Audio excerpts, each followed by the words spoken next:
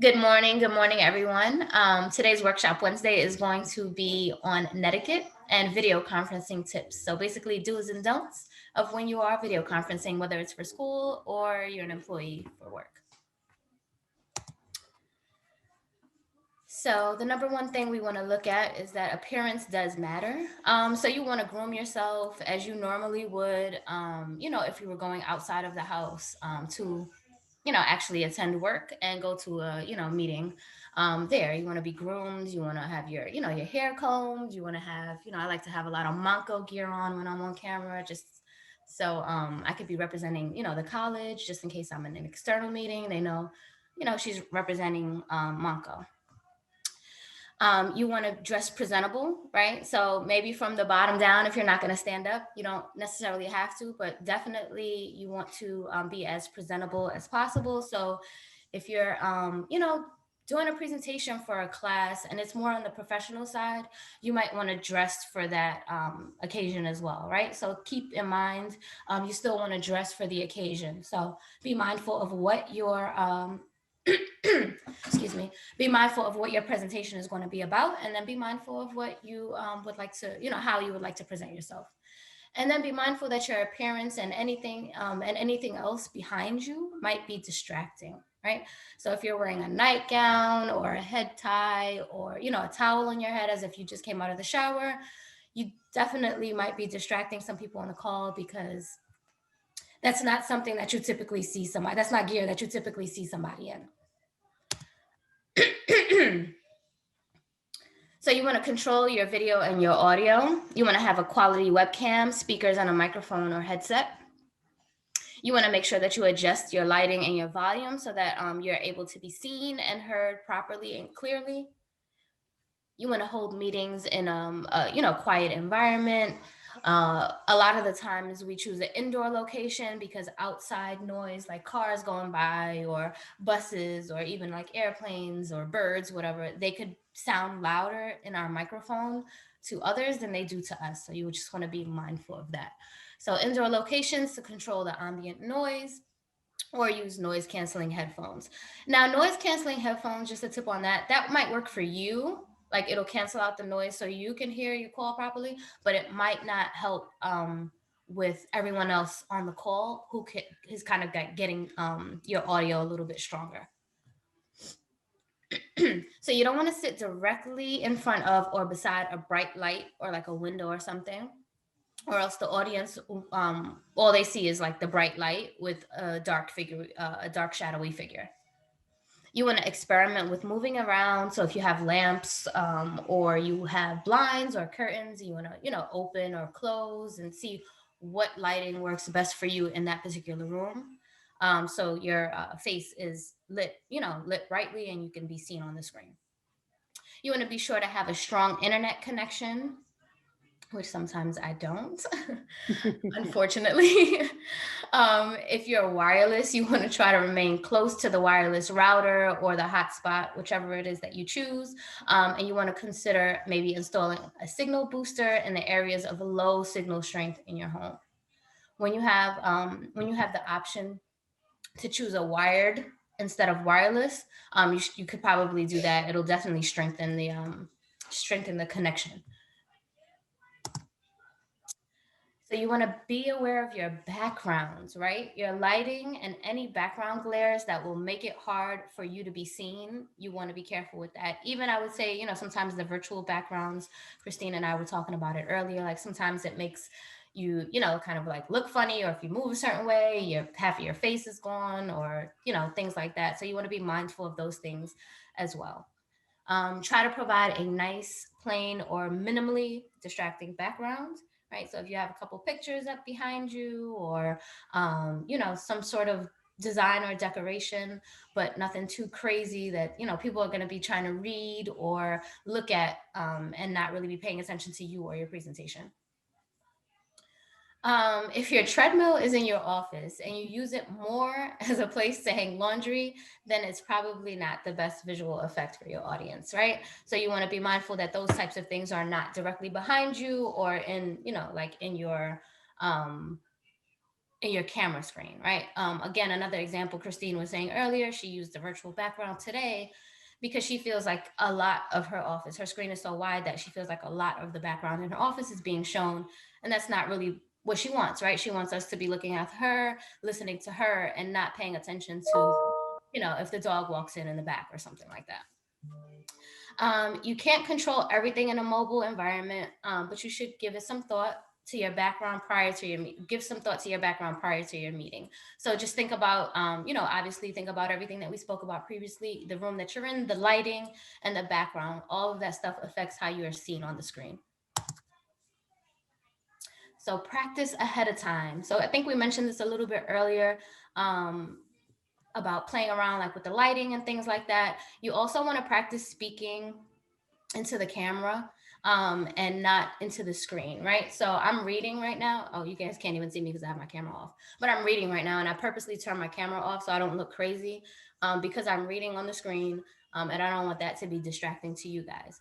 So you want to practice speaking more so and looking at the camera itself, which usually is at the top of the screen, rather than the actual screen because it makes it look like you're looking down. So definitely practice on those things. Your tendency is to look at the person on the screen, but you should look at the camera when you speak to the audience. It feels like you're talking directly to the person. And practice and test your audio ahead of time as well. So if you know sometimes your audio could be shaky, there are features, when you log on to either Zoom or Teams, there are features that you can, initially test out your camera and you can test out your audio to make sure that it's working properly. So make sure you play around with, the settings and the features on whether it's Zoom or Teams, or there's so many other apps right now that people are using because everyone's virtual. Just test out those settings and test out those, features because they have a lot of cool features. Optimize. Oh, look, good segue. Optimize the video conferencing app. You want to, so screen sharing. You generally do not select, share your desktop unless you want everything to pop up, right? So if you want people, or if you're okay with everyone seeing the entire screen, then that's okay. But if you want them to see a particular, screen, then you can select that particular screen that you want them. So if it's a presentation, like what I have up right now, I was able to select the PowerPoint so you guys are not seeing yourselves or everything else on my background. Um, in, Instead, you want to open the relevant documents before the call and share only those during the meeting.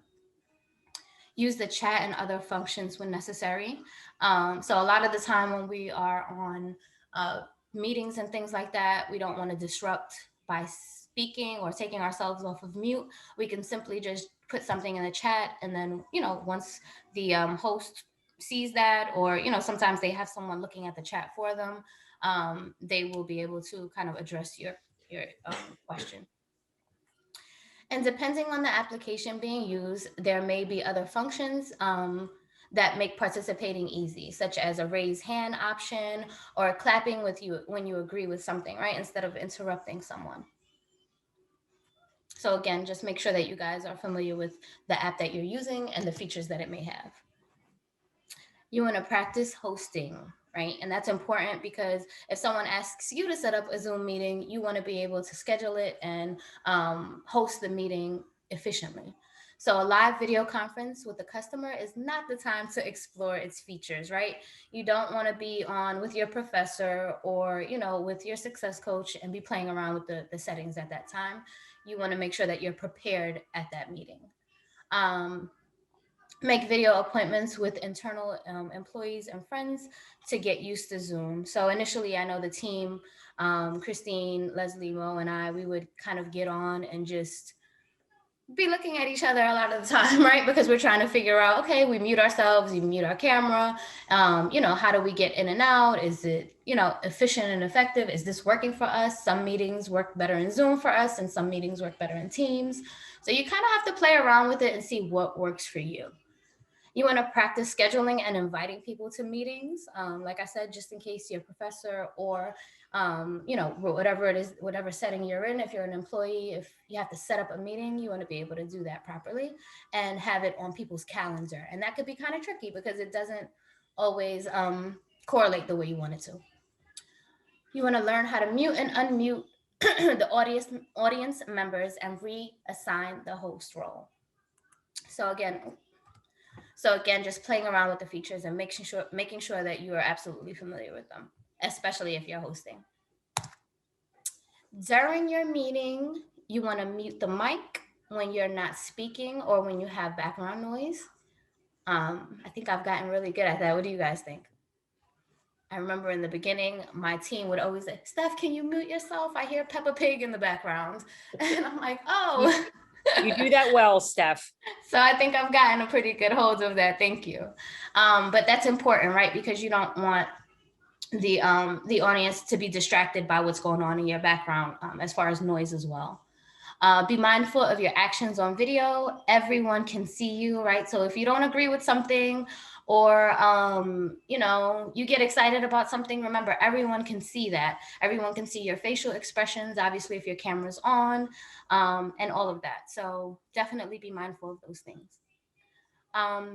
Don't eat big messy meals on camera. Having a bottle of water or something small is okay, but you don't want to be like, having your whole meal in front of the camera. Um, and it's similar to if you were in person, right? You wouldn't go to a meeting unless it's a lunch meeting or something like that. You wouldn't necessarily go to a professional meeting with food or with a meal.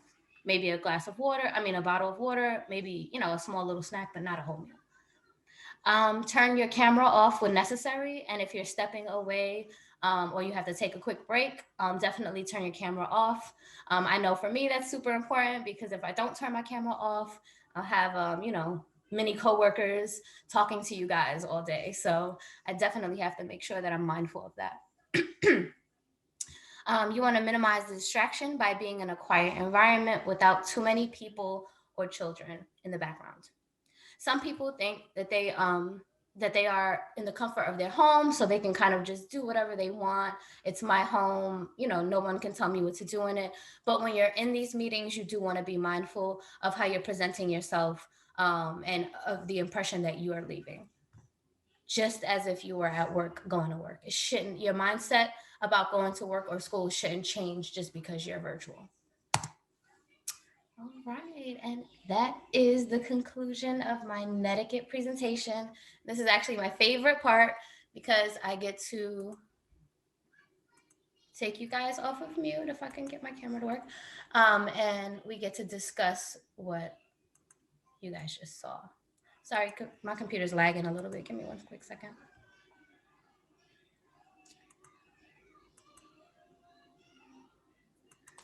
Okay, now I can see everyone. Excellent. Great tips. Okay.